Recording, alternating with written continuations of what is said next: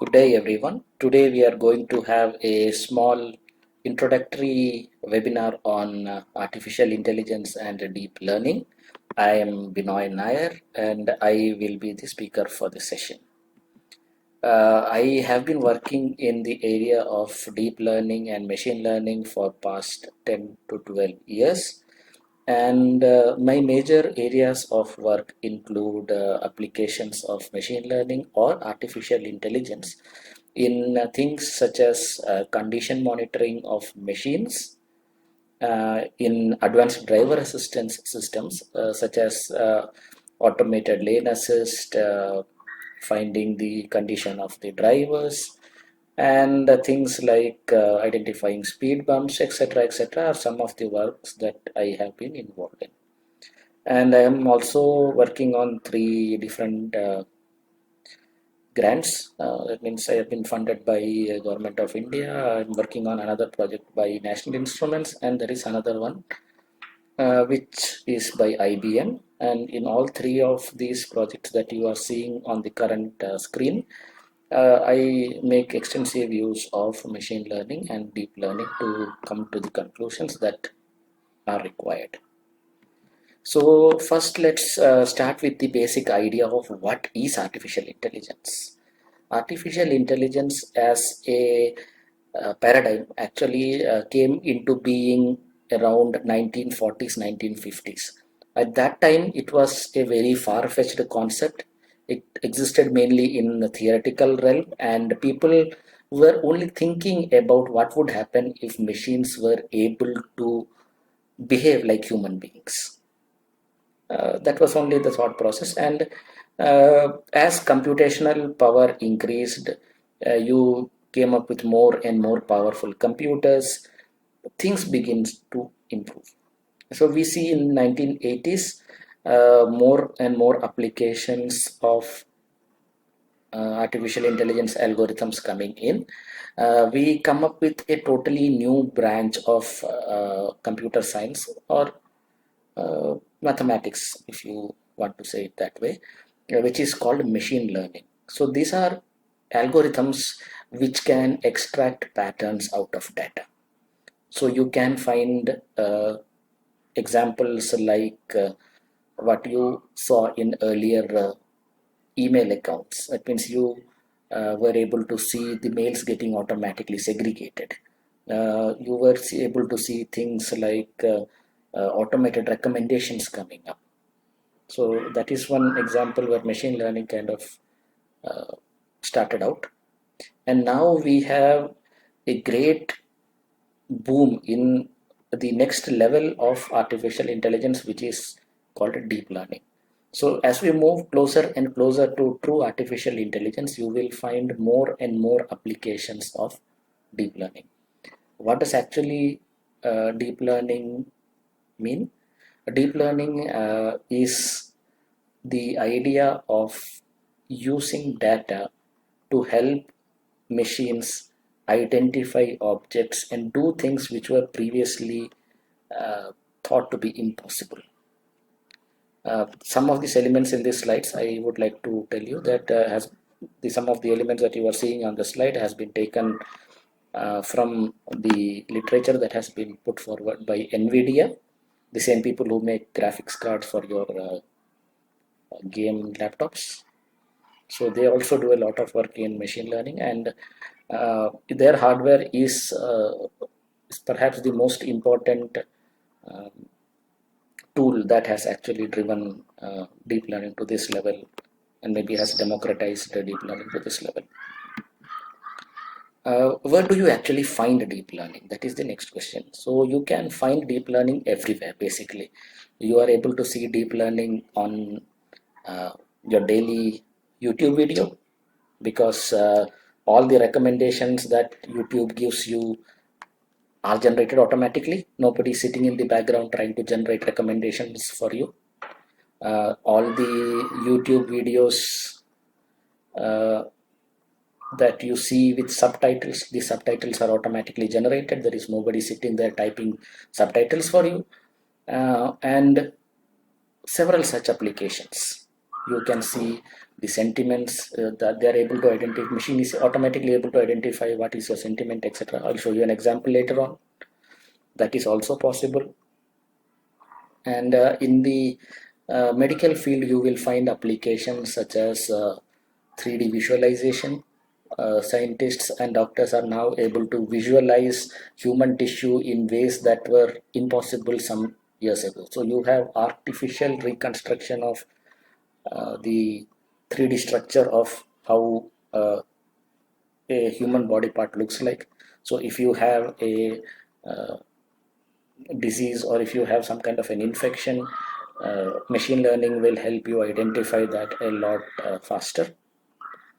Then you again go into things like security and defense, where automated detection algorithms work to find out if some abnormal event has occurred in your bank account, like somebody has been trying to withdraw money, which is not the usual practice that you follow.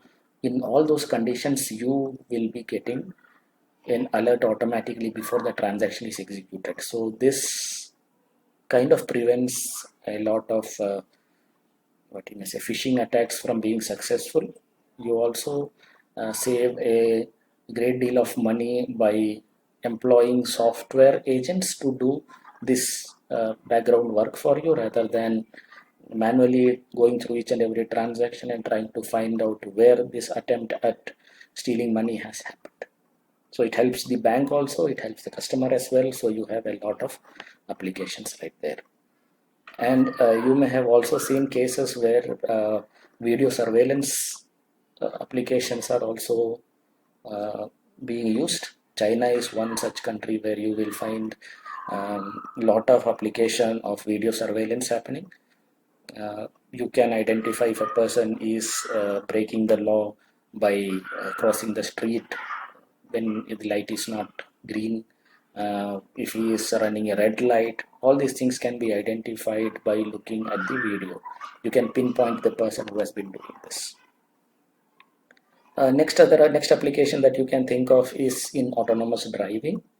Autonomous driving is a very popular concept which is kind of nearing more and more to fruition in the recent past. You will find cars like Tesla and Rivian who are actually trying to bring this concept to the field. Tesla allows limited autonomous mobility. There are several other players also in this field who help accelerate the process of this particular concept. You will find Google's Waymo and other such players who are in the field trying to develop autonomous driving vehicles.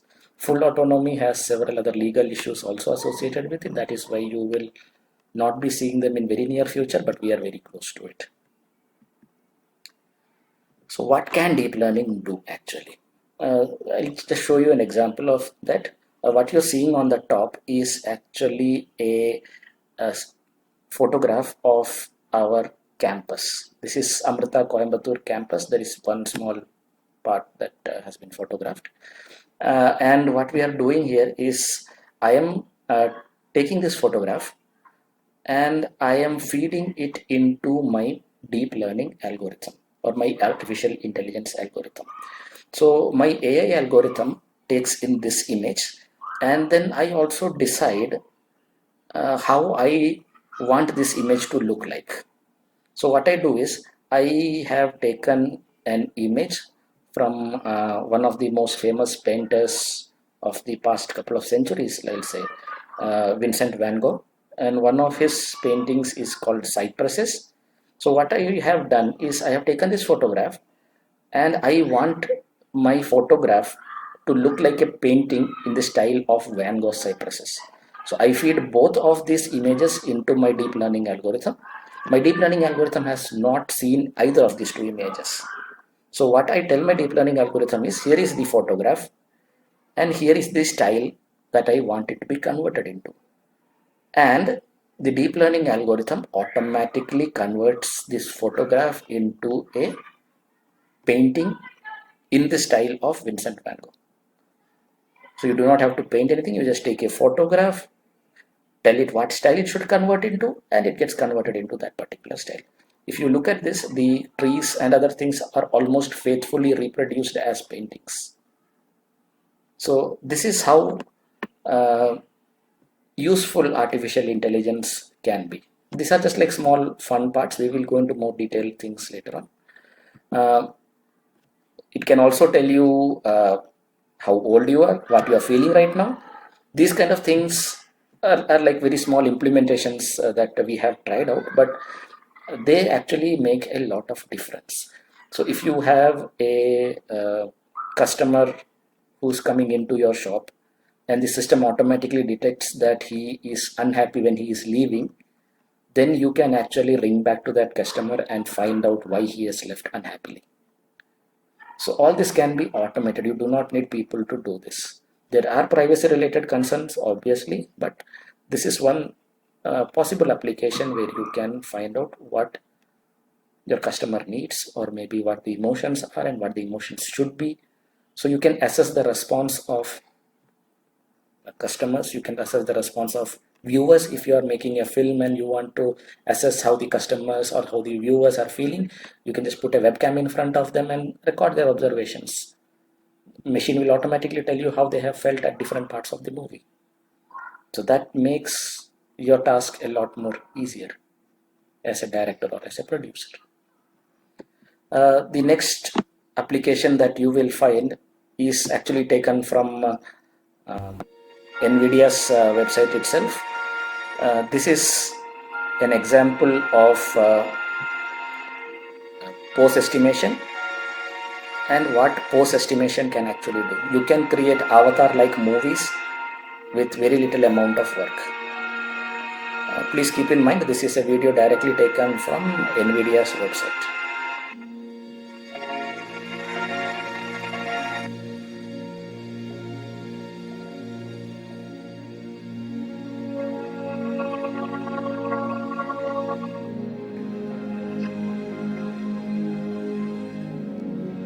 Hey, can we rotate the flag to get some light on it? Nice.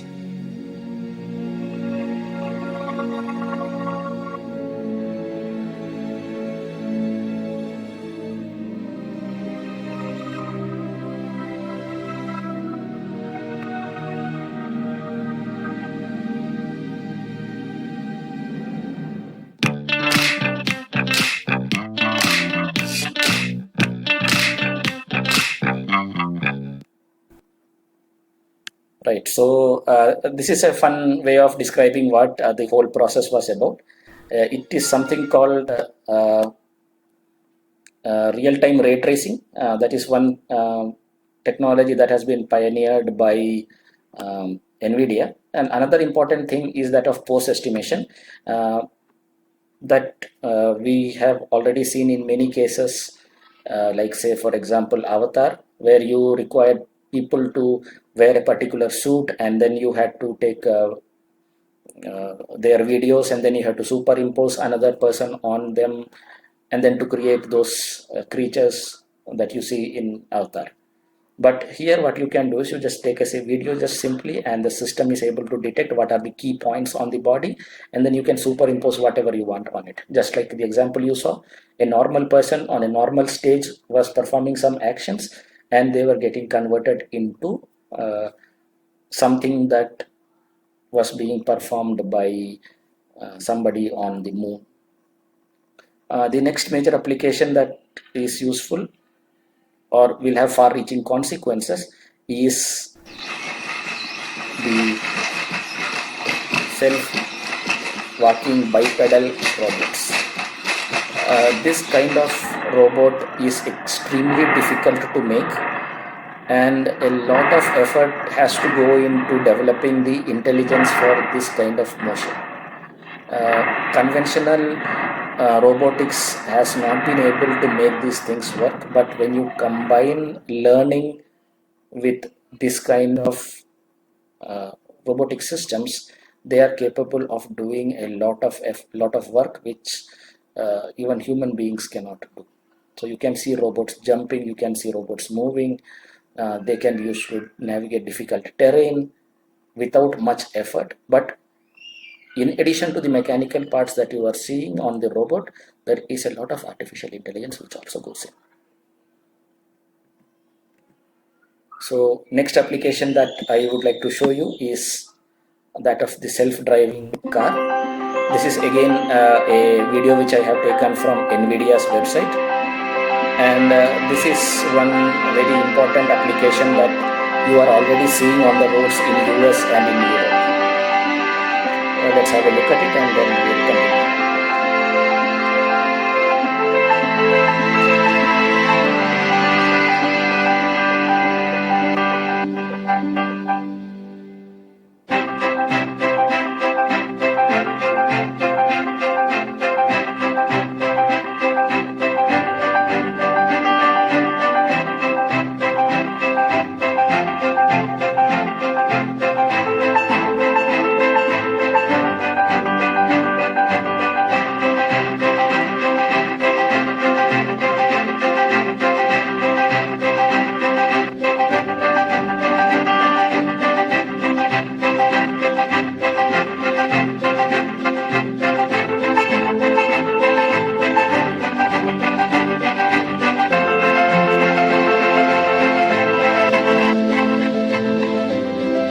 Can see here that machine is able to identify the cars are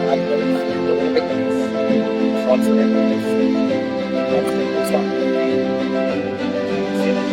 and the vehicles in front of it must be verified. Start the car.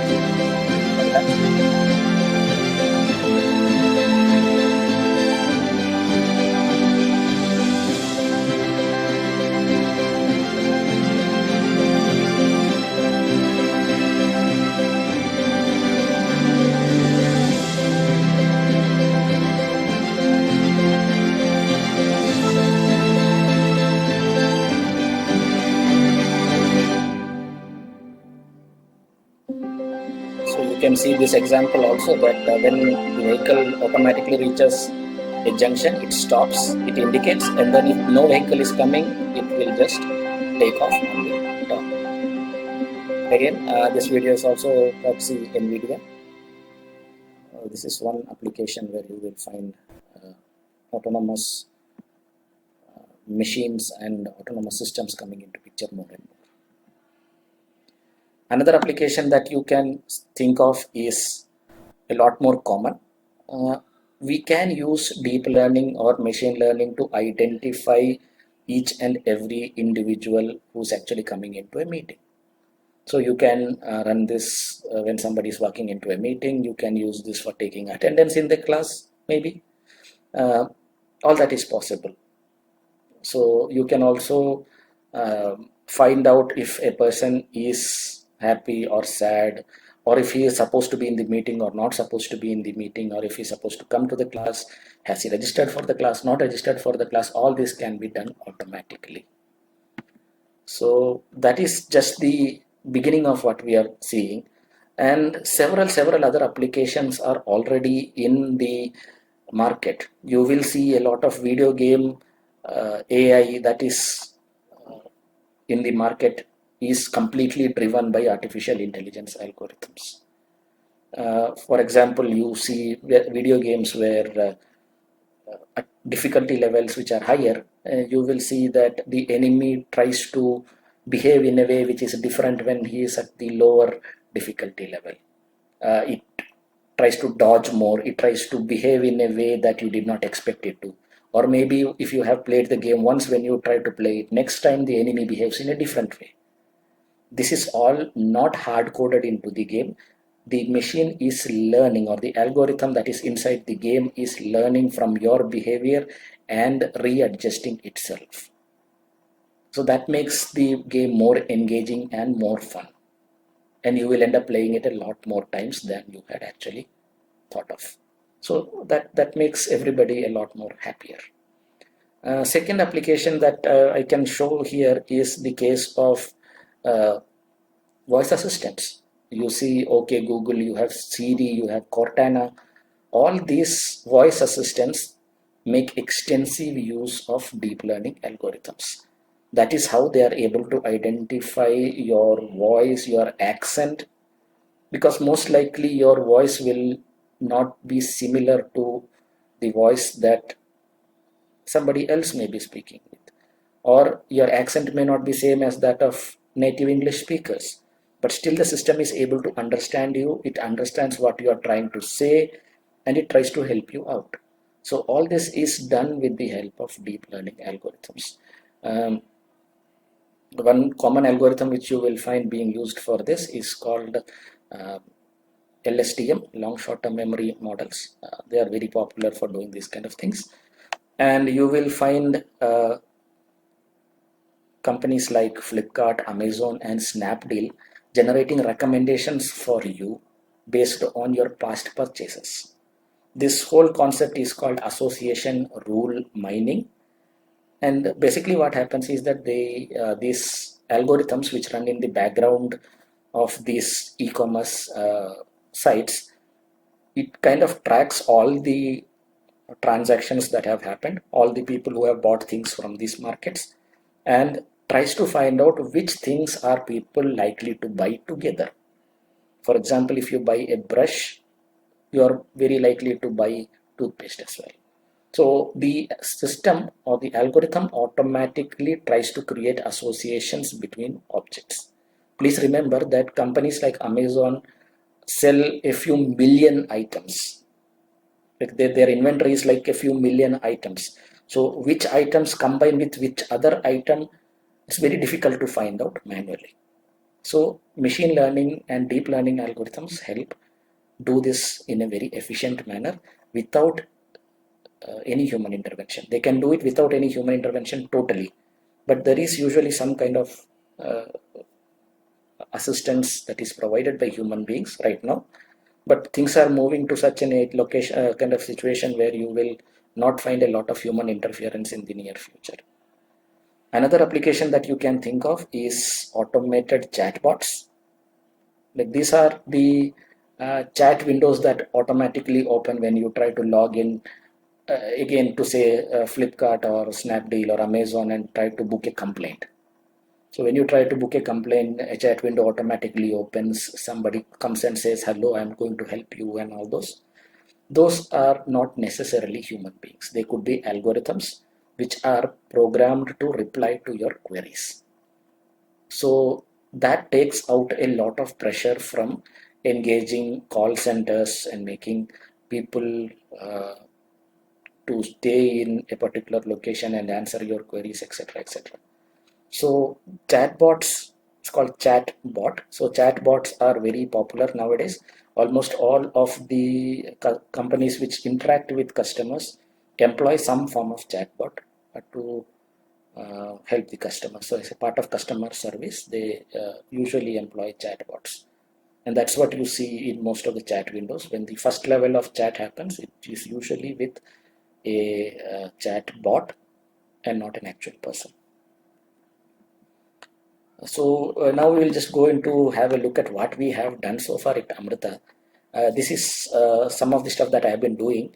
If you look at this, this is an example where I'm trying to detect fatigue. So these are my students. This is a normal mobile phone camera which we have mounted on the dashboard, and this is the student who is actually sitting and trying to drive the car. Now what we do is we track the eyes and the mouth of this particular person. As you can see here, using machine learning algorithms, I'm able to pinpoint where the face of that person is and where the mouth of that person is. Even when the person is turned, when he's looking in front, when he's smiling, when he's laughing, when he has mustache, does not have a mustache, all those things we have tried out. And by tracking this, we are able to see if the eyes are closed or open, if he's trying to yawn or not.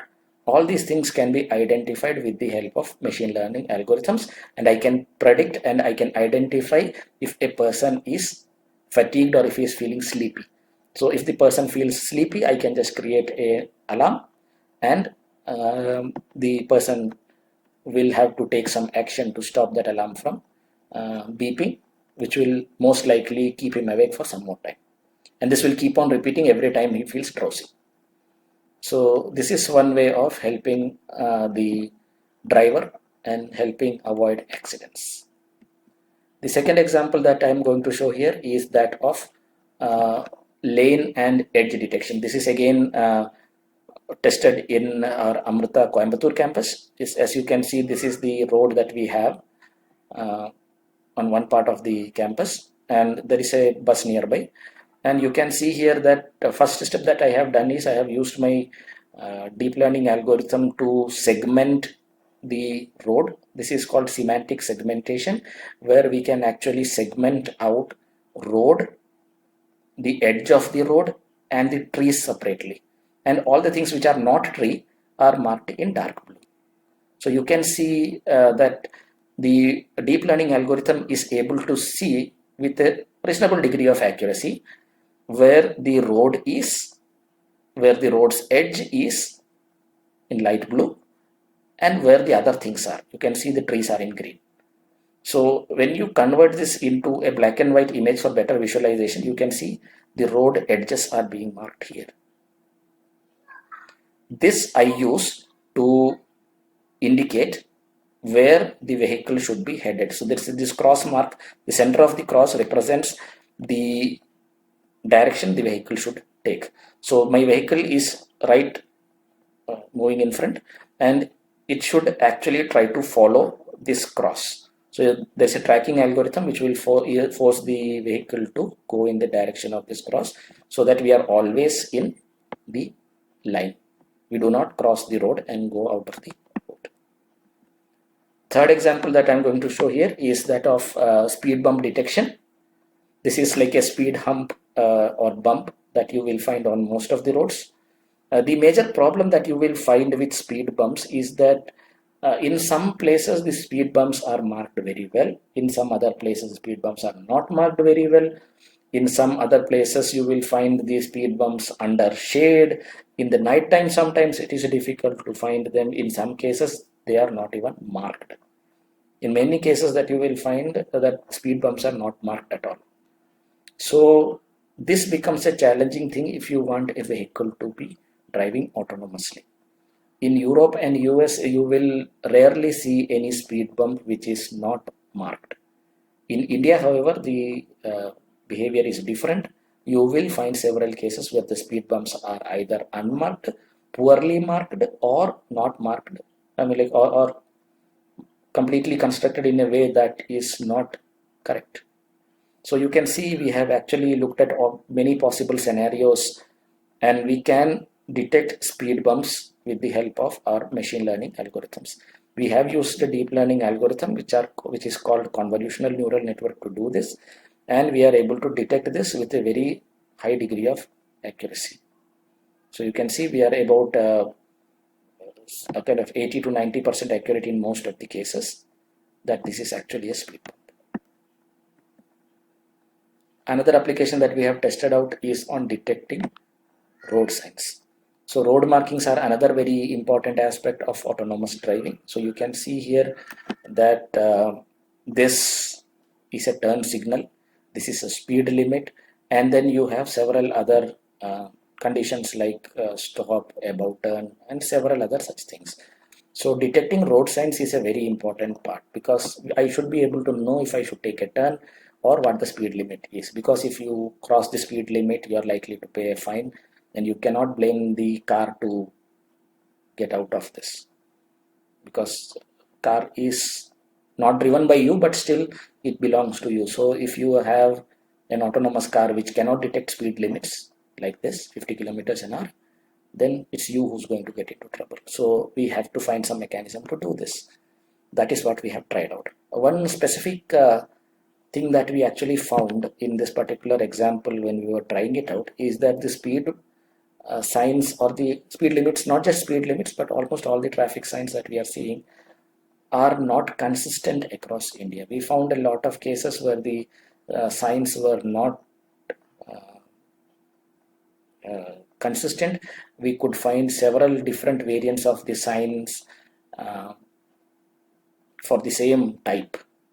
So this is not usually the case in Europe or in US, because they maintain the standards very well, but here we had that issue. So this study was very important in that sense as well, to identify signs when the signs do not look the same at all times. So that's an important thing that we have worked on. Another application that you can see here is to find out how far away a person is from the camera and what that thing is which is in front of him. So you can see here that I am able to detect the car, person, bike, etc., etc., etc., and I am also able to find out how far away this particular person is. So you can see from the camera starting point or the lens, that particular person is about 337 centimeters away. So we are able to do this again with the help of deep learning algorithms. Another work that we have done includes autonomous navigation. So this is a truck that we have built for automatically harvesting onions. So you can see this is an onion field on the top left, and we have designed a machine which can actually go to the field and pluck the onions and come back without any human intervention. So this was the first trial run that we have tried out, and you can see one of the major steps in that was to segment out the field. So this is your onion field, the one that you saw on the top, and you can see we have used semantic segmentation to correctly identify where the onion field is, where the edge of the field is, and where the sky is. The sky is in yellow, the edge of the field is in purple, and the onion field is in light blue. So what we are trying to do here is trying to make sure that the harvester, this is the onion harvester stays on the edge of the field at all times, does not go out of the field, and does not randomly go around the path, because that will kind of damage the onion crop without helping us much.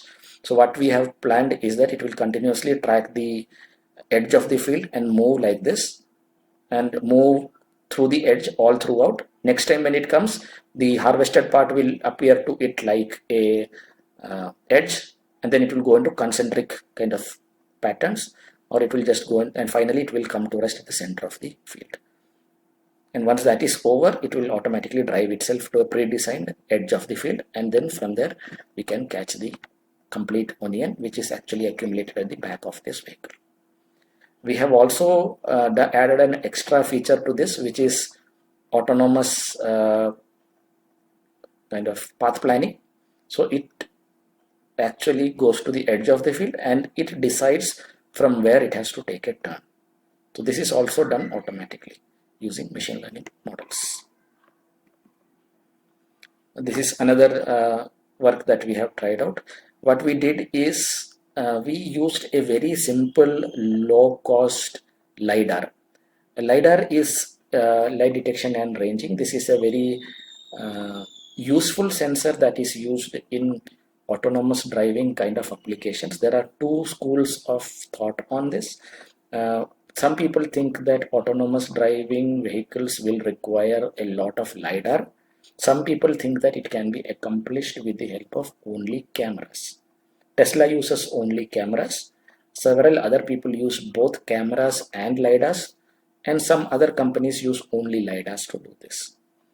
LiDAR actually stands for light detection and ranging, and why LiDARs are so useful is because cameras cannot see in the night time, cameras cannot see in fog, cameras cannot see when there is some occlusion that is stopping the camera lens, but LiDARs can see through all these scenarios. So light is not a problem for LiDAR because it is emitting a laser which is detected by the other sensor, and then based on that it tries to find out how far away the object is. Unfortunately, the problem is LiDARs tend to be very expensive. So this LiDAR that you are seeing here is a 1D LiDAR. 1D means one-dimensional LiDAR. It just sends off a ray of laser, and it just tells where one point, or the point of that LiDAR where that laser where it hits, it just tells that distance. So it cannot create any patterns, it cannot create any visualizations, etc. The costlier LiDARs that you will see are kind of priced in excess of 1 lakh. Those kind of sensors can actually create something called a three-dimensional point cloud or 3D point cloud, which basically is a cluster of points which can be used to model or visualize an object in 3 dimensions. These are the things that you are seeing on the left hand side, but these are not created with the help of an expensive LiDAR. I have used just this, which can produce one single point, and I have used it multiple times, and I have augmented it with the help of machine learning algorithms to come up with a 3D model of this particular thing. So what you're seeing on the left hand side is the actual thing, and what you're seeing on the right hand side is the 3D point cloud created from a single 1D sensor. So you can see here, this is a box, it's able to see the box. Two boxes, you're able to see two boxes. These are the walls that you are seeing on the side. So there are reflections from the walls as well. That is what also you're able to see. So these are some of the applications that we have seen so far. And the next important question is, you can do a kind of a lot more than this. There's a lot of other stuff that you can do. Because of lack of time, I'm not able to tell this to you. But the major question that all of you will be having is, how do I get into this? How do I learn more about this? A very simple way of doing this is to build at first proficiency in any one of the programming languages, because most of this deep learning happens with the help of some other programming language, obviously. So if you are comfortable with any proper programming language like MATLAB, Java, C++, or Python, you should be just fine. A lot of the development in machine learning and in deep learning is going on using Python. Java is also a very major language in which a lot of deep learning work is going on. C++ will come in very handy if you are trying to develop deep learning models which need to go into a hardware. So for example, if you want to develop some kind of a deep learning model which has to sit in a mobile phone or which has to sit inside a microcontroller, C++ will be a good option. MATLAB is very easy to use and very easy to work with. So MATLAB is something which you should seriously look at if you are interested in developing deep learning models. And these are some of the frameworks that you see on the left, using which deep learning models are typically developed. So these are like deep learning libraries, just like you have in C++, hash include stdio.h and those kind of things. You have several high-level libraries which can help you code deep learning models very, very quickly. TensorFlow is the most important framework as of today, and you will find Keras and PyTorch being very, very widely used. And if you are interested in starting with machine learning, you will be obviously using scikit-learn, pandas, and numpy a lot. So these pandas, scikit-learn, and numpy are typically used in Python. So you will find all this as Python libraries. And if you're using MATLAB, you don't have to go through any of this. MATLAB provides all of this for you. So you do not need to have separate NumPy interface or pandas or scikit-learn. All this is actually, these things, what these libraries can do can also be accomplished by MATLAB just like that. So these are some of the frameworks that you have to have a look at if you are interested in working with deep learning. Okay, and in most of the deep learning, the underlying principle is that of artificial neural networks. So what artificial neural networks are they are basically the models of human brain. So you have your brain composed of several small units which are called neurons. The artificial neural networks are mathematical models which kind of behave like the neurons in your brain, and that is why these artificial neural networks are capable of so much that you have seen. In the major part of my presentation, the algorithms that you are seeing are based out of artificial neural networks. The larger the neural networks become, the more complicated things they can learn. And what could be the future? That is the major question. So you could have a situation where artificial intelligence becomes too powerful, where it takes over everything and humans become the slaves. Or you can have a situation where you have robots which are becoming more helpful, more assistive type, and they make your life a lot more easier. What is the future going to be? It's anybody's guess, but in very few years we will be able to know where we are actually heading. So with this, I come to the conclusion of my presentation. If there are any questions, I'd be willing to take it now. Thank you.